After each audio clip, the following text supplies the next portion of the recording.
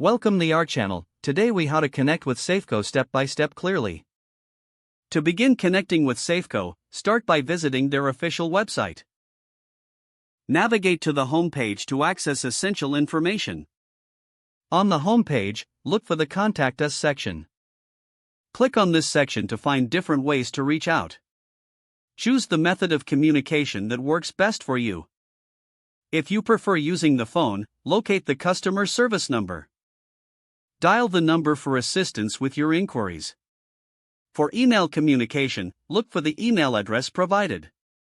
Compose your email and include all necessary details. If you prefer a live chat, see if that option is available on the site. Click on the live chat feature to engage with a representative. To connect through social media, explore their profiles on platforms like Facebook or Twitter. Send a direct message or post on their feed for a response. If you need to file a claim, ensure you have your policy number handy. Follow the prompts to submit a claim online if available. For in-person assistance, find the nearest Safeco office location. Visit the office during business hours for direct support. Make sure to bring any documentation related to your inquiry.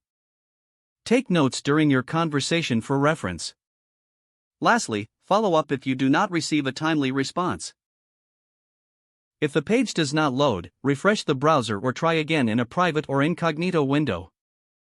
Make sure you are using the correct email address, then retype it carefully to avoid small typos. If your password is not accepted, use the reset option and create a new strong password you can remember. Check your spam folder for verification or security emails, then complete any requested confirmation steps. Enable two-factor authentication if available to improve account security and reduce unauthorized access risk. After signing in, review your profile details so your contact information and settings are accurate and current. If you see an error message, note it down and try again after restarting your device and internet connection.